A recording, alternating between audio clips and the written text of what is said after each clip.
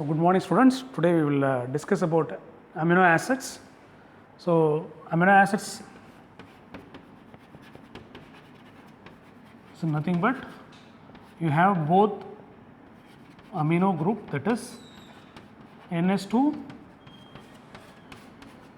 and acid. This two functionality in same molecule. So this is the general structure. So you have a NH2 H, this is or COH. So NH2 carboxylic acids. So this carbon is alpha carbon. So all naturally occurring amino acids are found to have L configurations. So this, as I said earlier, for carbohydrate, if the OH on the left hand side, so this is L configuration. Similarly for amino acids also, the NH2 which is attached to the alpha carbon, if it is left hand side, that is L, if it is attached to right hand side, it is R. So since all the natural occurring amino acids are found to have L configurations, for RS notation, for example, in this R means side chain. It could be any alkyl or aryl or any group. So this is NH2 carboxylic acid, this is alpha carbon, this is your side chain. It could be alkyl or aryl, so on. So the configuration for this, for example, COH and NH2, this is hydrogen, CS3. This is the structure of alanine. So for RS notation for this, so this is the carbon number 1, priority number 1, this is 2, this is 3.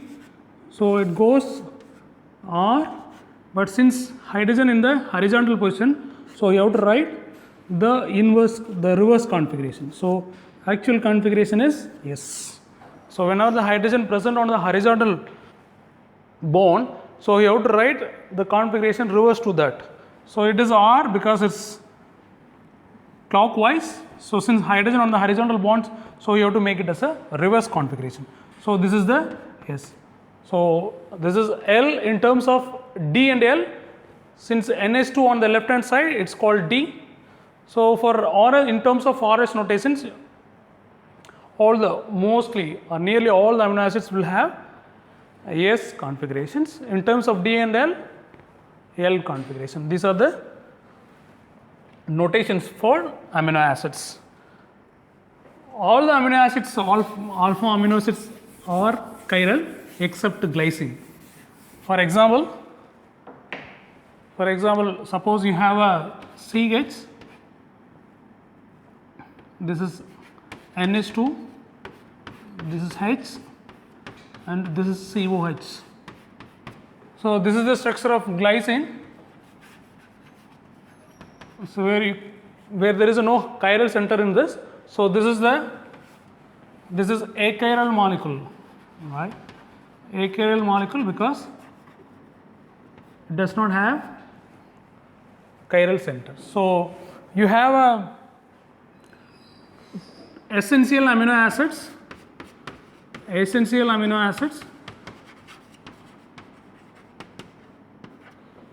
is nothing but, so humans cannot synthesize the amino acids, that amino acids humans body cannot synthesize on its own, so it's called essential amino acids. So you have to take it from diet. This you have to take it from diet. So non-essential amino acids nothing but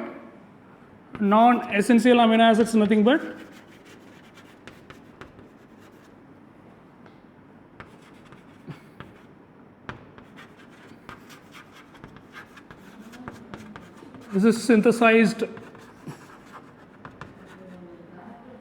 are synthesized by human body. So essential amino acids and non-essential amino acids, so whichever the body cannot synthesize, that is called essential amino acids, so that we must take it from our diet. So non-essential amino acids nothing but can be synthesized by human bodies.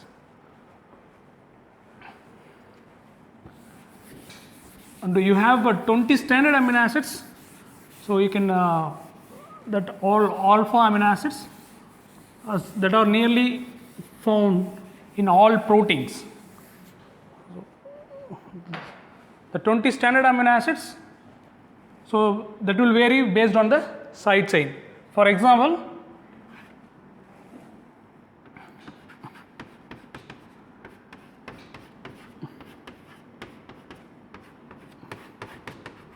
this is the structure. This is the structure for alanine. So only here the side chain is alkyl group. Here alkyl group, alkyl. Similarly, suppose if we have a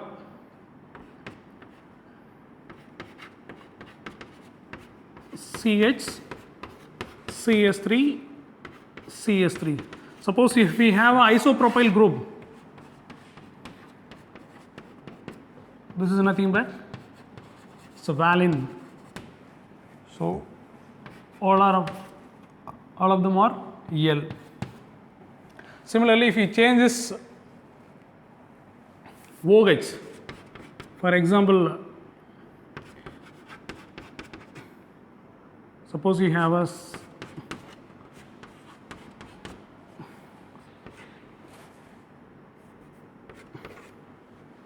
CH2, CH2, CH, CS3 and CS3. So this is another side chain. So this group is nothing but your isobutyl group. So name of this amino acid is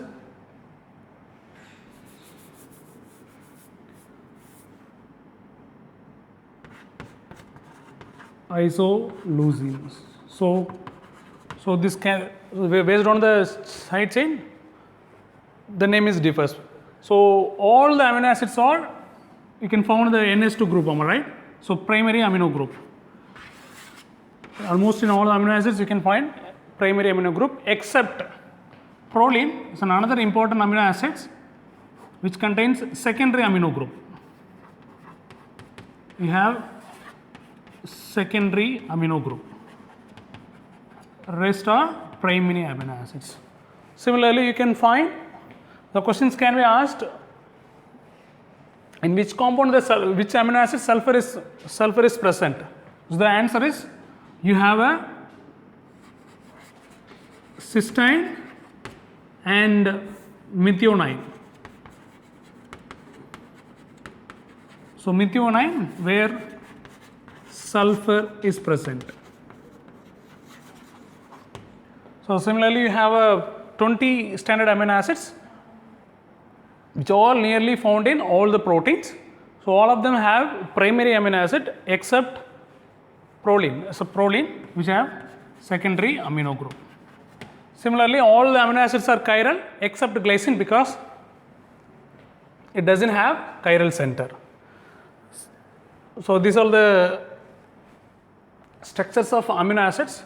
Next, the most important is the peptides.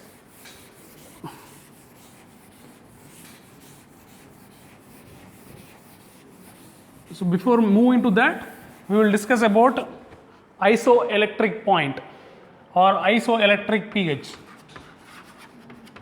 Isoelectric pH or isoelectric point.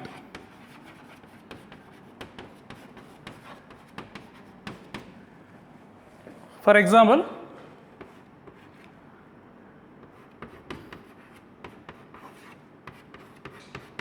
this is our side chain, it could be any side chain. So in low pH, in cationic form, this amino acid in cationic form. Suppose if you increase the pH of the solution,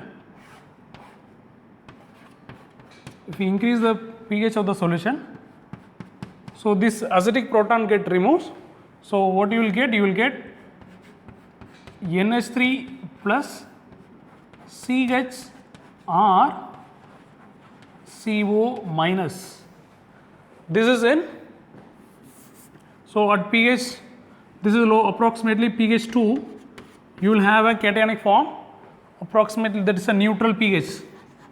In neutral pH, you will have this deuterionic form,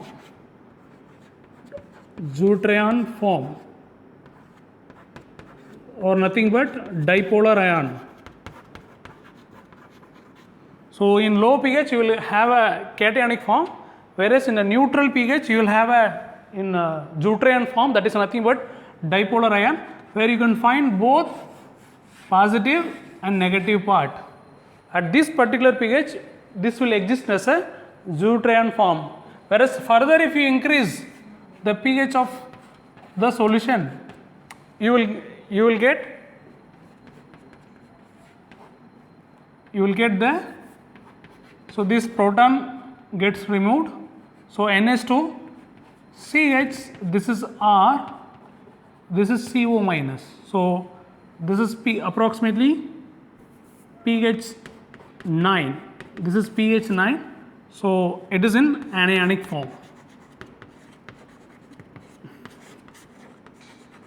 where that deuterion is, this particular point is called isoelectric point, where the positive as well as the negative part will exist, that is nothing but your deuterion form. Only at this particular pH, this pH is nothing but isoelectric point or isoelectric pH, whereas at the low pH, that will exist, the amino acid will exist in acidic solution as in a cationic form, whereas in high pH it will exist in a anionic form. So you have this carboxylate ion, whereas here you have ammonium ion. At this particular pH, it will exist both cation as well as anion in a same molecule, that is nothing but your deuterion or dipolar ion. This is called, at this pH, it exists both in cationic as well as in anionic form. This is called your isoelectric pH or isoelectric point.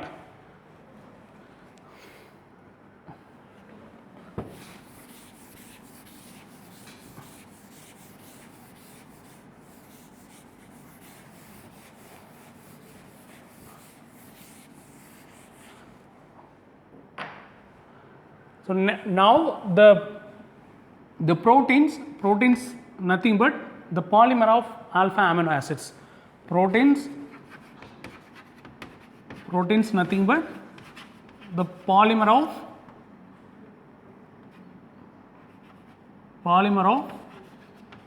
amino acids.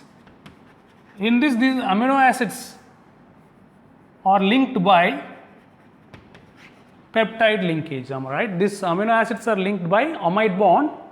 These amino acids in this protein or in peptides. So these amino acids are linked by amide bond. That amide bond is nothing but it's a peptide bond. For example, for convention, generally if you see any amino acid sequence, it starts from N to C, N terminal to C terminal amino acids. For example, this NH, CR, it could be any side chain. Suppose you have a carboxylic acid, this is one molecule amino acids. From another molecule of amino acids, you have a NH2, this is R, you have a COH. So if it undergoes condensation reaction is nothing but you have to remove the water molecule from carboxylic acid of one amino acid and an amino group of another amino acid. So just remove the H2O between these two functional group. So you have a OH and you have a hydrogen. So remaining, so this could be, it could be any amino acid. So this is nothing but CH2 CHR CO. Now you have a amide linkage, am I right? This is your amide bond. CO singly bonded with NH, am I right? This is your amide bond. So CHR. So this is one amino acid residue. This is another amino acid residue. So you have one amide bond. This amide bond is nothing but peptide bond. Peptide bond. So for this is nothing but, since you are combining two amino acid residue, this is nothing but your dipeptide.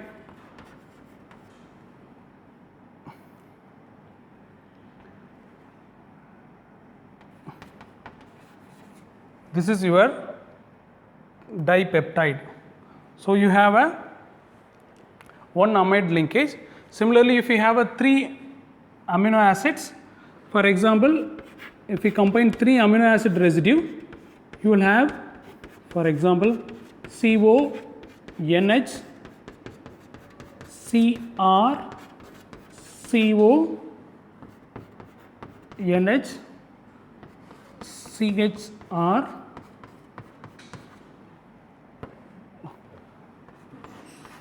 NH, CHR, CO. So here you have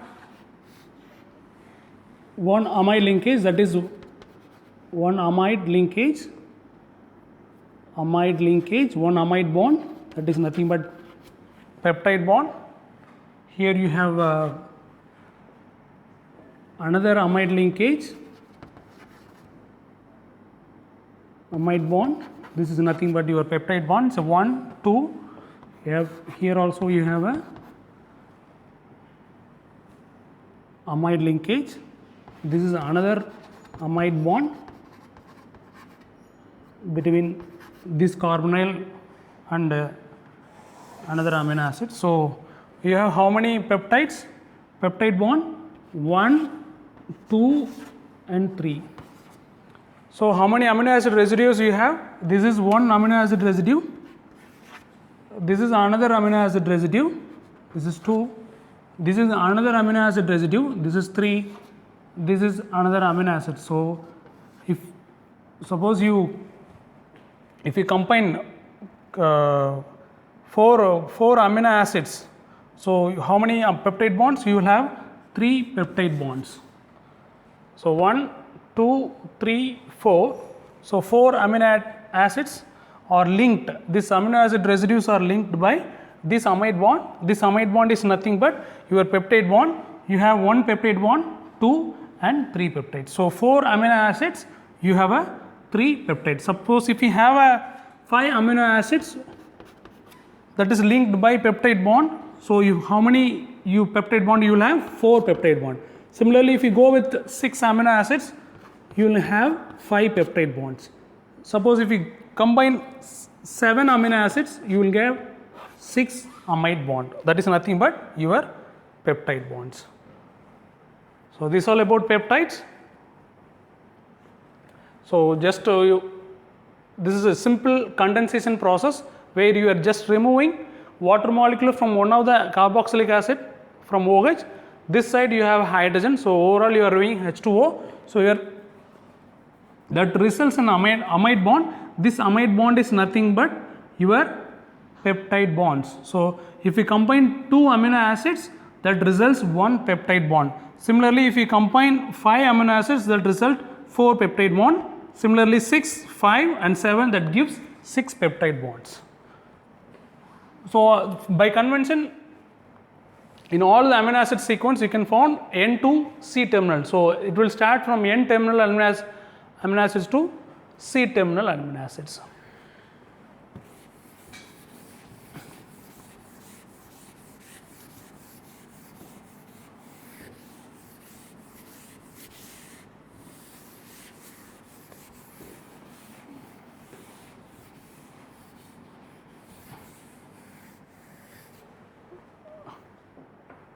Next we are going to discuss about some of the reactions to synthesize the amino acids. For first reaction is you have a Hell-Volhard-Zelensky reaction.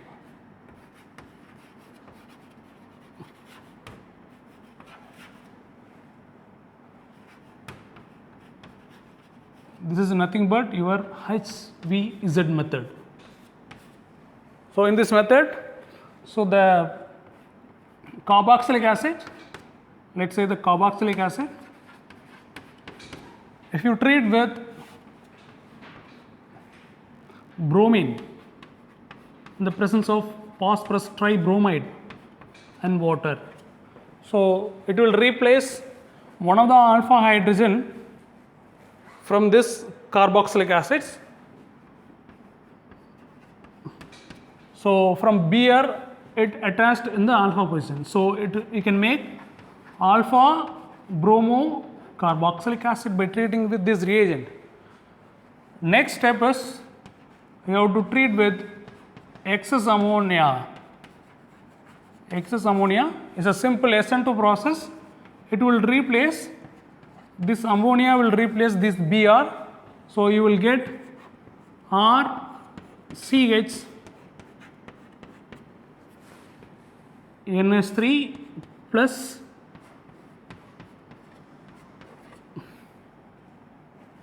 you will get ammonium salt, am I right? Again, this is a base, this is acid.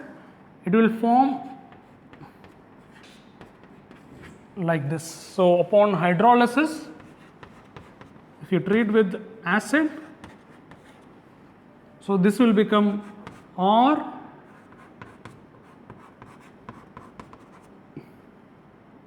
NH2 COOH. This is the best method and one of the important method to synthesize the amino acids. That is nothing but HVZ. That is nothing but Hell-Volhard and Zelensky reactions. First you have to take this carboxylic acid, where the carboxylic acid must have this alpha hydrogen. So if you treat with Br2 and phosphorus tribromide, this alpha hydrogen is replaced by this bromine. Next, if you treat with the excess of ammonia, it will replace the bromine via SN2 process. The resultant species will have this ammonium ion as well as this ammonium ion. So if you treat with any acid, it will have one proton over here. So it will become COH, and similarly this also can become NH2. So this is one of the method for the synthesis of alpha amino acids. Again, it contains alpha amino acids. In this method, it will have both D and L amino acids. You cannot get only D or L, both you will get in this. So next method for the preparation of amino acid is that is Stecker synthesis.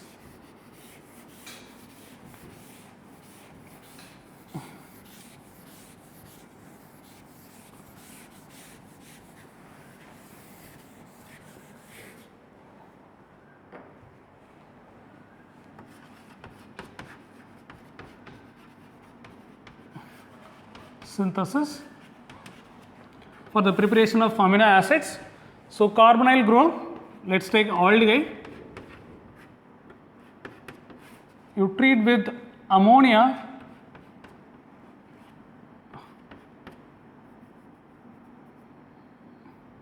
HCN. Treat with ammonia, HCN plus water. So that will give the CnH2. I will explain the mechanism. So you have a here. So you will have a hydrogen here. So this is the structure. This is nothing but your alpha amino. This is alpha. This is your alpha carbon amino propane nitrile. Propane nitrile. Upon hydrolysis, the CN group will convert it into carboxylic acid. So RCNH2 COH and S. So this is nothing but, this is your alpha carbon. So this is NH2. So this is alpha amino acid. So another method for preparation of alpha amino acid, that is nothing but your Stecker synthesis. So the mechanism goes like this. Initially the carbonyl compound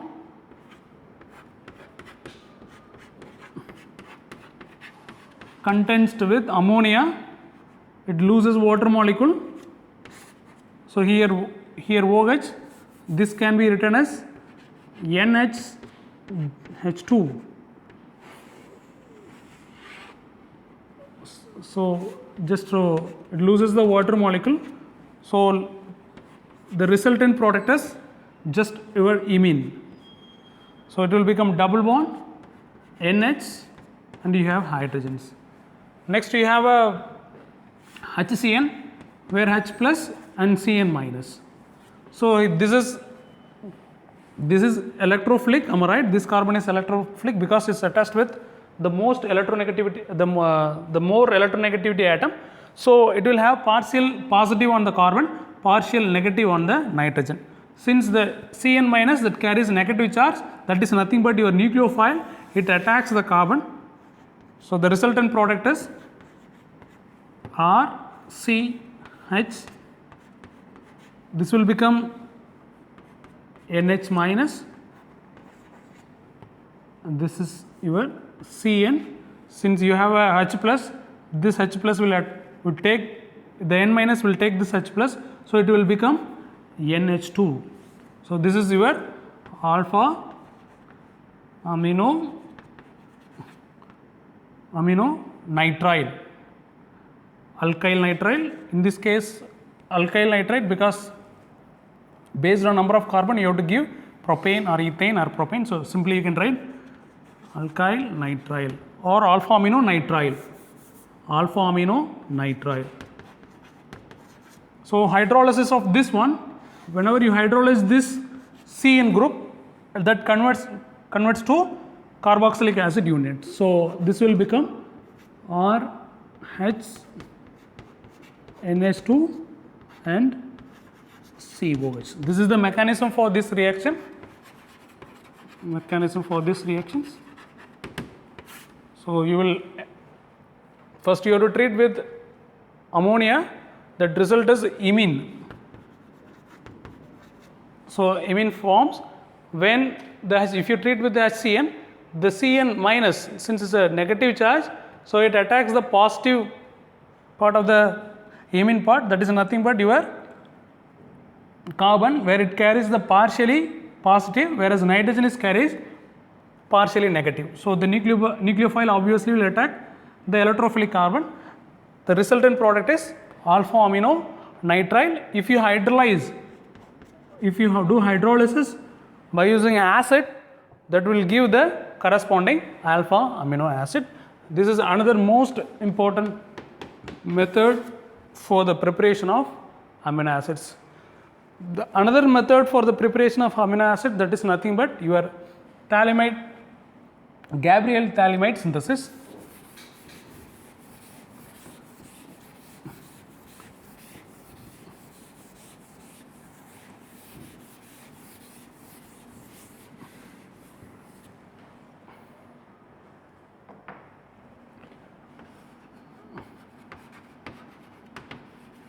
Gabriel phthalimide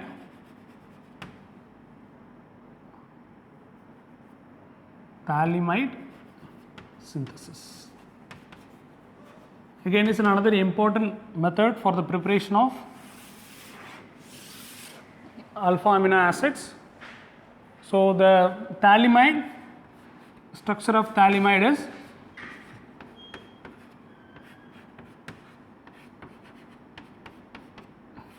so this is phthalimide. So this is your imide bond, am I right? Between it's flanked between two carbonyl group. So that's why it's called imide. So this can be derived from phthalic acid, am I right? So 1,2-dicarboxylic acid is nothing but your phthalic acids. So if you treat with ammonia, you will end up with this phthalimide.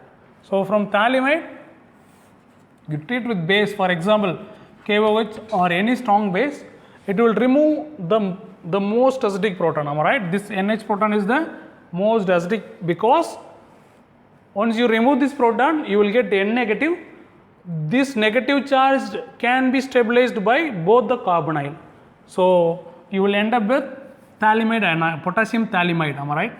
So as a base, it will take this proton, it will become N minus CO N minus and K plus.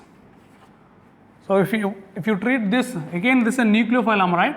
So if you treat with any electrophilic substrate, you will end up with this compound. For example, if you treat with RBr, so in this case you have to take,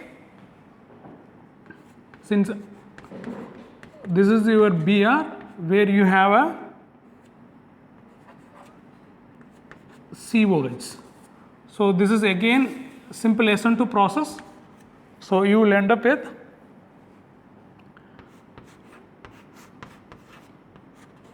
CO and CO, N, you have a CH, R, COH.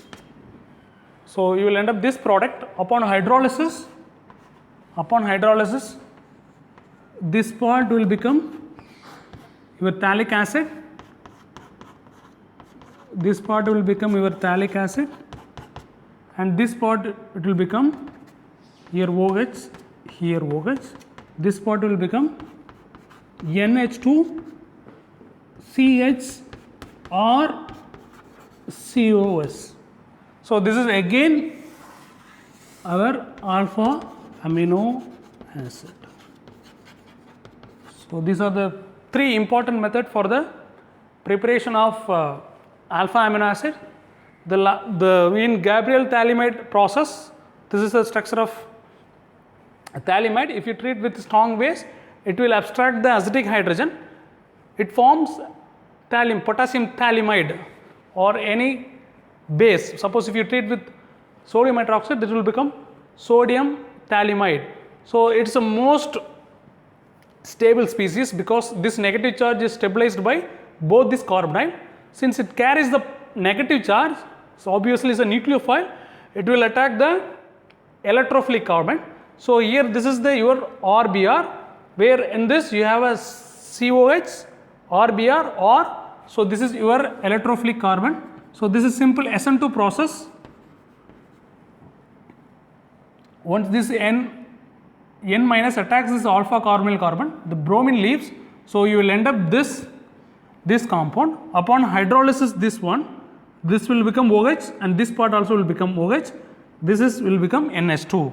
So this is your phthalic acid plus alpha amino acids. These are the three important methods for the preparation of alpha amino acids.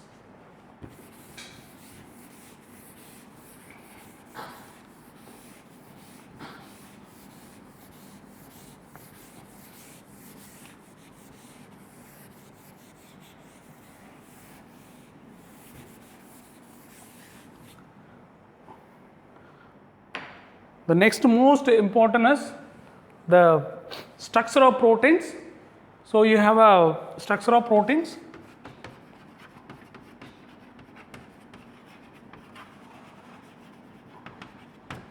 So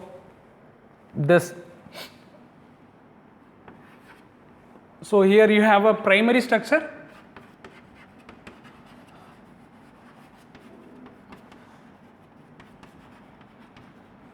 Second one is secondary structure.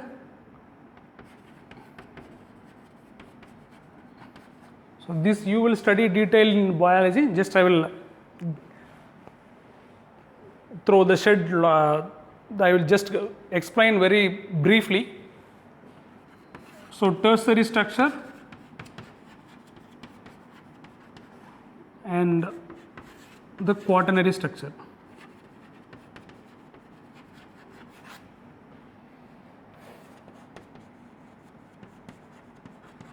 So where you will here in primary structure you will study about in biology the sequence of amino acids, the sequence of amino acids.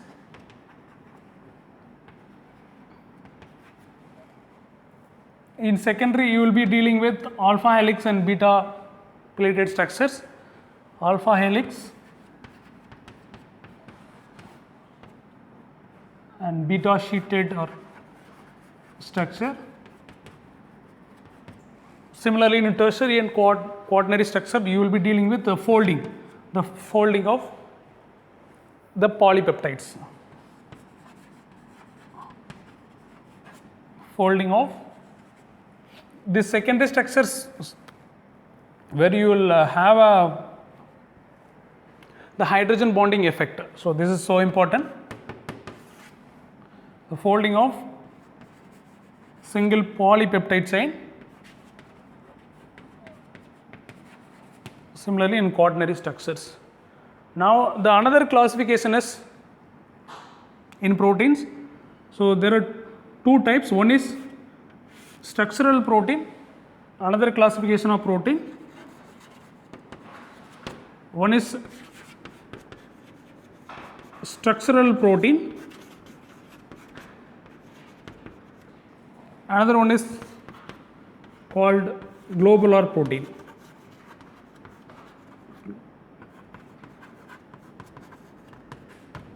So structural protein is nothing but water insoluble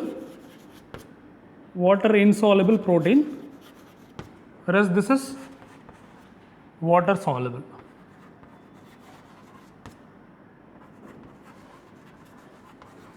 So for example for this, you have a alpha keratin, am I right?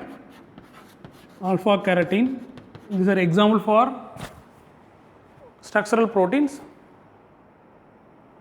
Alpha keratin and collagen, am I right? These are example for structural proteins. And the most important is the next one is denaturation. Denaturation.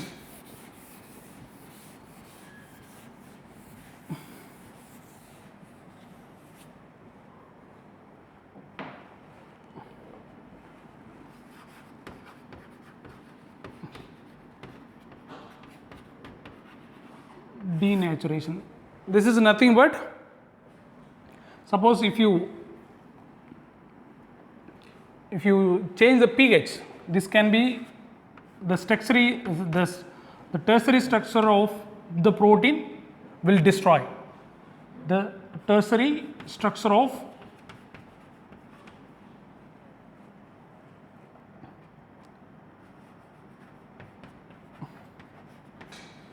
this tertiary structure of protein destroy if you change the pH, or if you give heat. So this is we can have a pH or heat. So if you vary the pH, this tertiary structure of protein will get collapsed. So for example, if you boil the egg, that is nothing but you are giving external heat, am I right? So it is a process for boiled egg, am I right? Boiled egg. So since you have applied heat, so the tertiary structure of protein will destroy. So whatever the part which is there in egg, because of this collapsing in the tertiary structure, it becomes like solid to liquid, am I right? So liquid to solid kind of thing. It will become hard because of the structure is collapsed. So this is nothing but denaturation process. So these are about amino acids, where we have so only thing you have to extra thing you have to read it, the structure of proteins, that is primary, secondary, tertiary and quaternary, that you will study very detail in biology.